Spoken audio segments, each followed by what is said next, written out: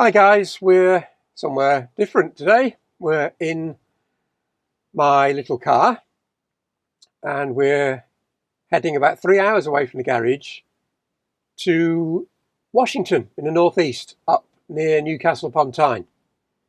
So a bit of a drive. I'll give you little clips of any exciting bits we drive through on the way. There's probably going to be a lot of traffic because everything's getting back to normal, but hey ho, we've got to go through these things. So there we go. So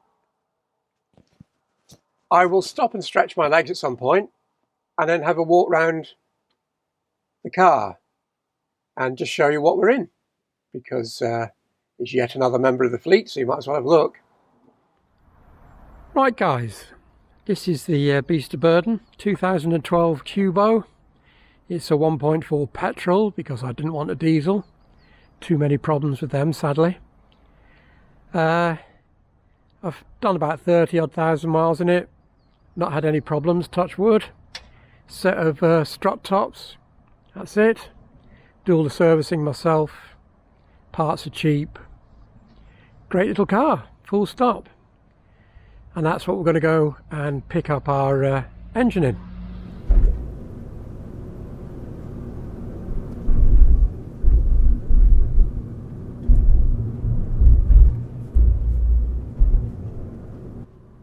Right guys, we're on our way. We're on the back roads at the minute, cutting cross country, where we're going to join up with the road through that pass, which you might be able to see straight in front of us at the minute, which will take us over towards Barnsley, where we should pick up the M1, and then it's a straightforward drive up the M1, A1M, right up to Washington itself. So not a route that requires a lot of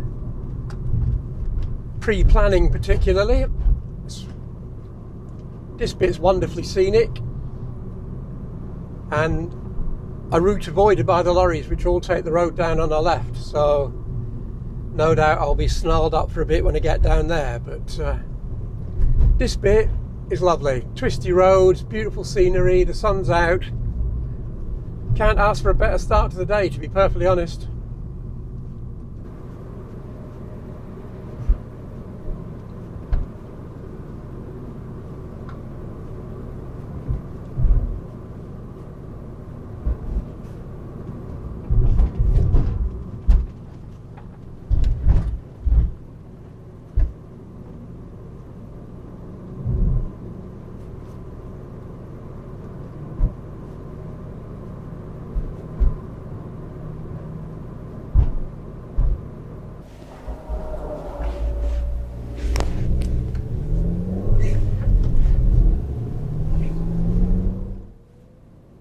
Right, we've hit the M1.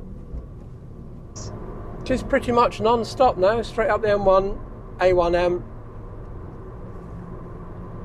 Let me just join properly.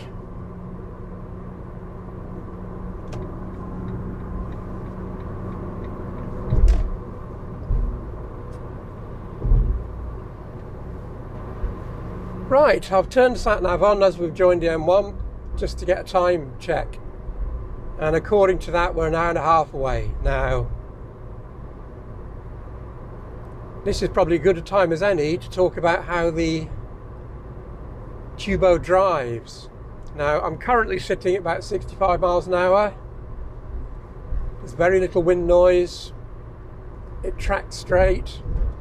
The rear suspension is slightly hard, but it is a van after all. So as a motorway cruiser at low speeds, it's a perfectly acceptable vehicle. The power steering, as I said, is quite well weighted. The biggest noise really is off the tyres, and I'm running a pair of budget ones on the front, so they're likely to be noisy anyway. So I can't really complain about that too much. Now, it is more than capable of holding 70 miles an hour down the motorway. If I do keep it at the legal limit, it tends to do about 33 to the gallon.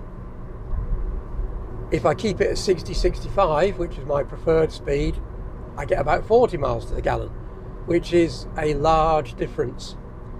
And on a run like this, an hour and a half run, you're not actually going to save that much time extra by holding it up at 70. So I'll be sticking to 60-65. Now, barring anything unusual happening, I won't be doing much filming on this stretch because we've all been down motorways before. They're not the most exciting things in the world. So I'll just settle back, relax, and I'll bring you back when we get near Washington.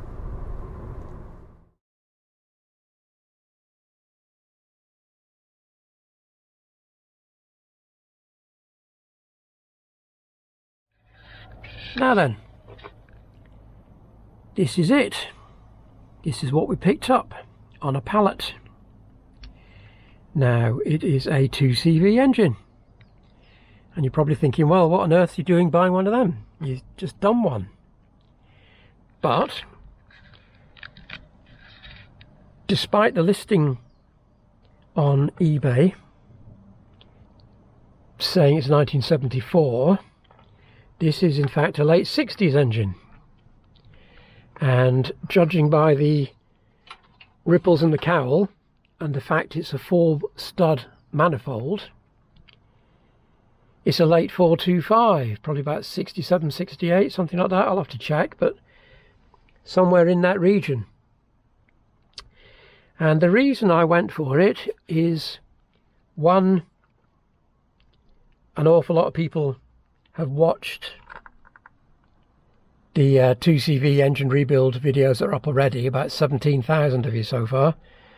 I thought you might be interested in a different 2CV engine rebuild.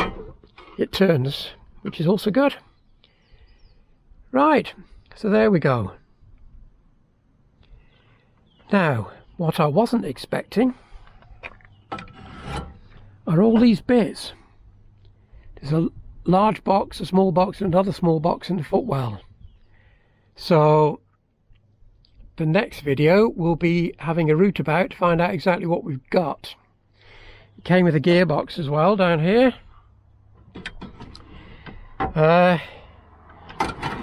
which hopefully will have some identification marks on it as well, and we can work out exactly what ratios that's got in it. But it all looks pretty clean. In fact, it all looks very clean. So that's our next little project. Right, back home.